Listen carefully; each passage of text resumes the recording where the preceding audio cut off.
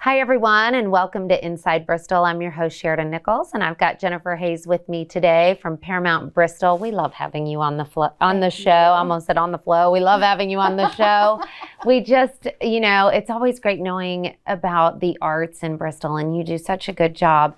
And exciting news today because we have two announcements. We partner several times a year, usually once a quarter, with our friends over at Birthplace of Country Music and Radio Bristol and Farm and Fun Time. So we just announced the latest Farm and Fun Time that's going to be on the Paramount Bristol stage earlier this week.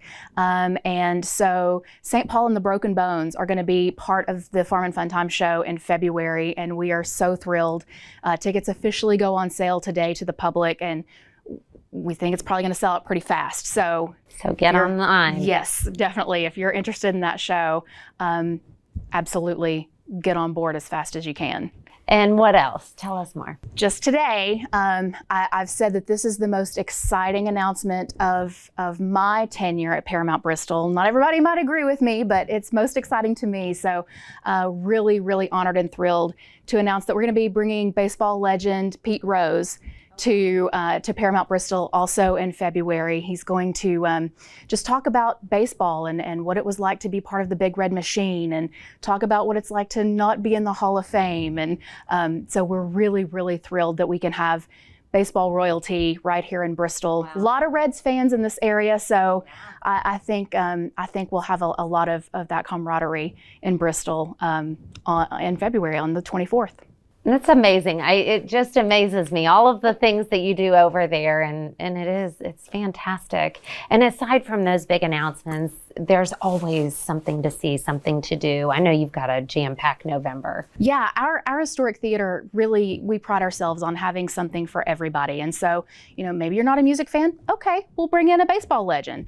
Okay, we're going to bring in James Gregory in November, on November 4th. And so funniest man in America, he likes to call himself, and I happen to agree. He's one of those comedians that you feel like you've gotten a workout the next day because your stomach hurts because you've been laughing so hard. So we're always thrilled to have James Gregory back with us, and he's going to be joining us again in November. And we have Gaelic Storm that will be with us on November 9th, Celtic band, but they, if you're a fan of country music, you're going to like Celtic Storm. If you're a fan of storytelling, you're going to like Gaelic Storm. So really great show that night.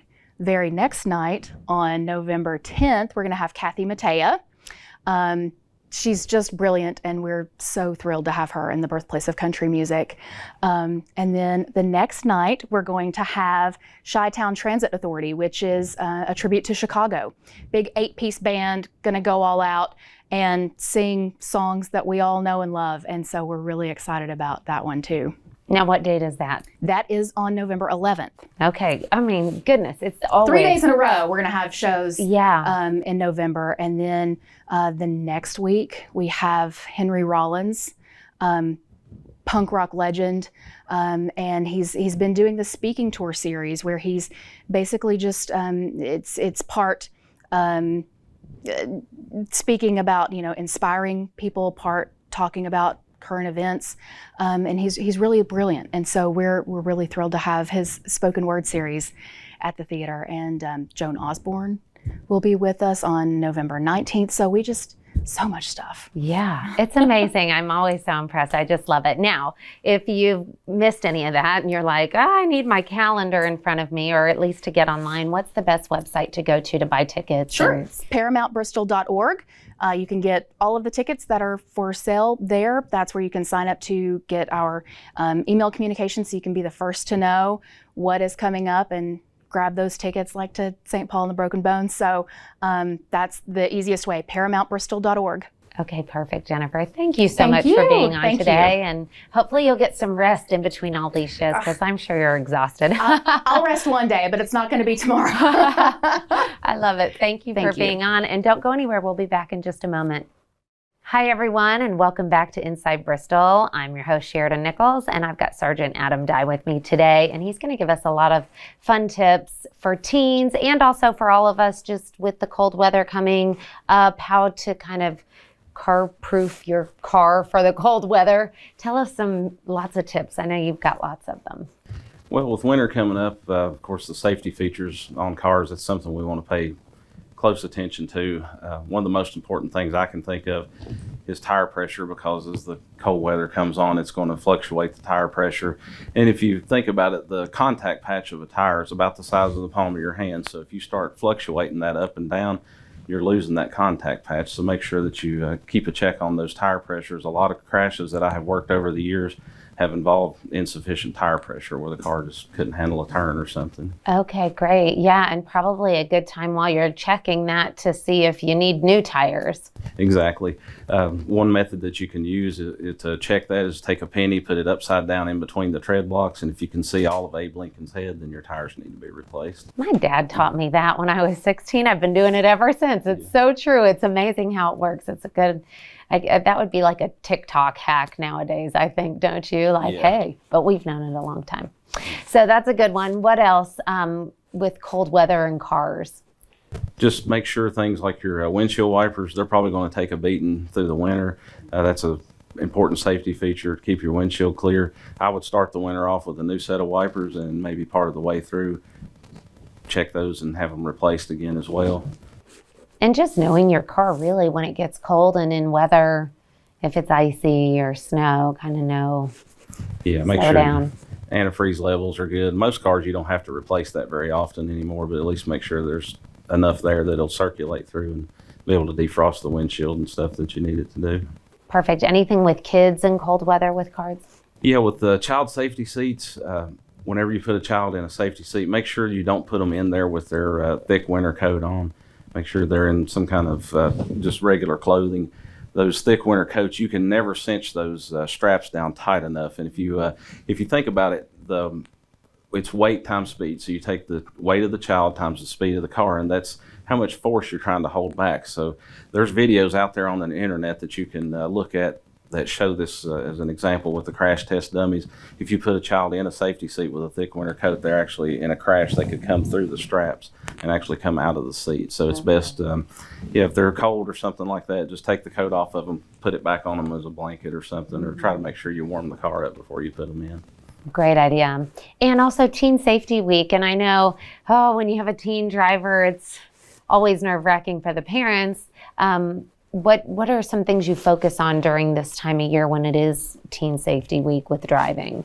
Distracted driving is a big one. About 7% of the crashes involving teens that are fatal are attributed to distracted driving. So make sure the teens know, and we're talking 15 to 20-year-old drivers as we group into that category, that they know don't drive distracted. Make sure, get an app, whatever you need to do, or just make sure you teach them. Don't be on the cell phone. And even though the law dictates don't be on the phone, don't be holding the phone, even conversing on a phone with Bluetooth or something, those conversations can be very distracting, especially to someone who's not been driving for a while, not oriented to it as well. So just encourage them to stay off the phone, pay attention to the task of driving. And another one, don't follow too close. That contributes to many accidents. Follow about 3 to 4 seconds behind. Human perception reaction time is about 1.6 seconds. So if you're closing in any closer than 3 seconds, then you're chopping off over half your time just deciding what to do before the crash actually happens as well. That's great. Really good tips there. Anything I'm missing on any of this that you'd like to add in? Wear your seatbelts, of course.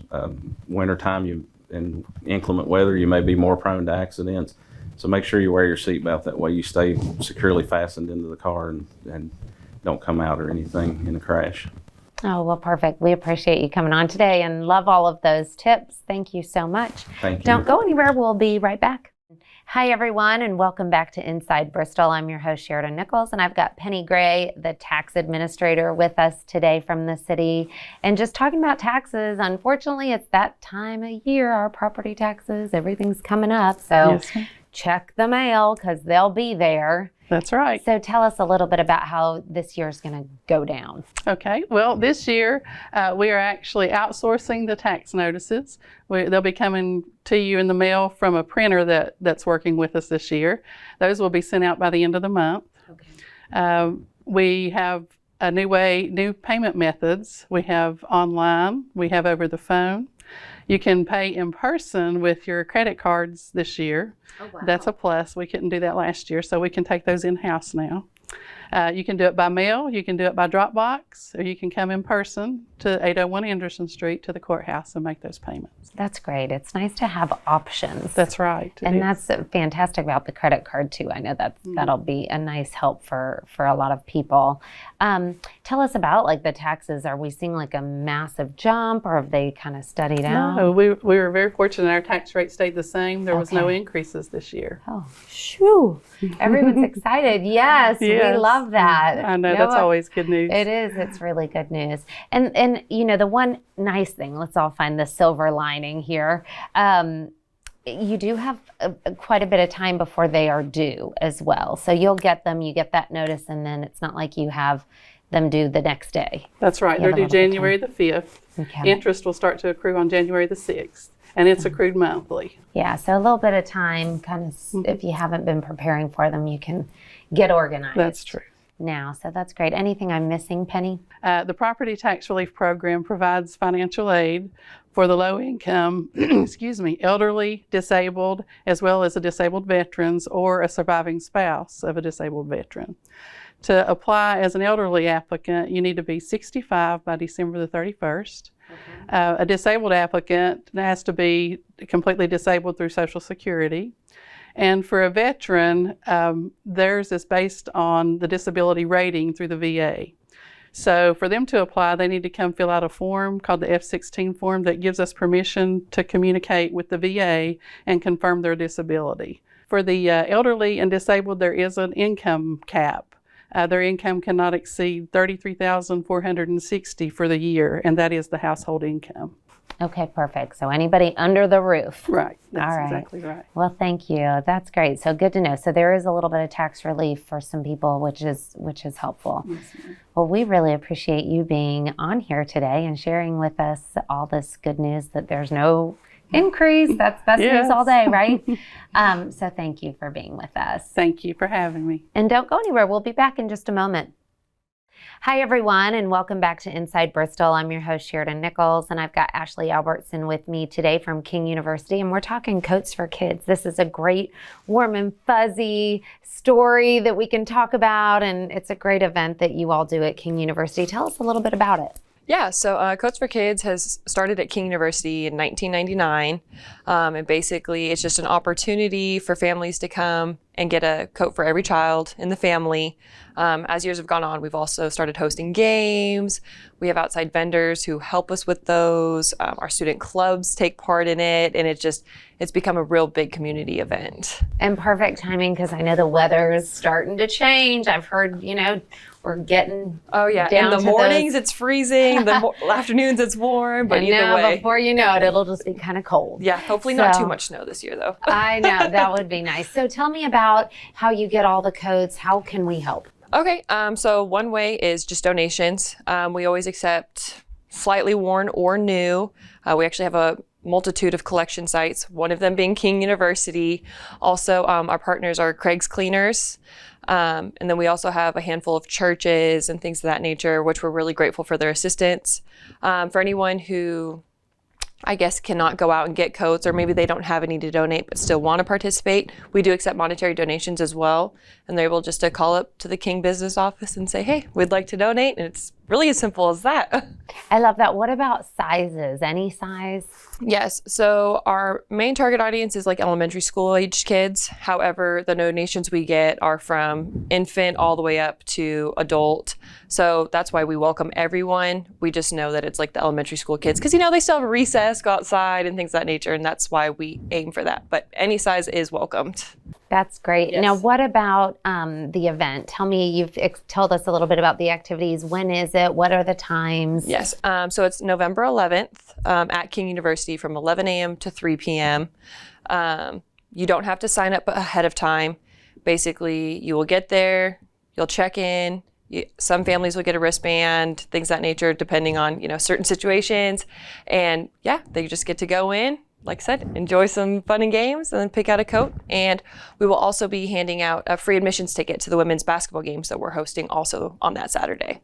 Oh, how fun. Yes. So you get a coat, you get to watch some basketball. Play some games, eat some food. Yeah, it sounds like a great Saturday. And Yes. I can't believe it's been going on for 24 years. Yeah, I know. That's It's a great time. fantastic. Yeah, it really helps. And it's a good time now to pull your coats out. And a lot of times you just don't even realize how much your kids have grown over since last winter, and they're a little snug. So you know you're going to get them a new one, and great to be able to drop them off at the dry cleaners. Someone gave me they said the cue is if you put your coat on, it's like above your wrist. Okay, I like that. Yeah. Then donate And they're it like, to send King. it our way. And so I did it with my own children, and I now have a lot of coats to donate I as love well. that. Yeah. So it doesn't matter. You can donate as many coats as you need. Perfect. I Yes. love that. Yes. Well, thank you so much. Am I missing anything that you want to add? One other thing is we actually, so donations, we're accepting them through November 1st. Okay. However, we will have one last opportunity, and it's kind of a way for us to invite also the community to come and support women's volleyball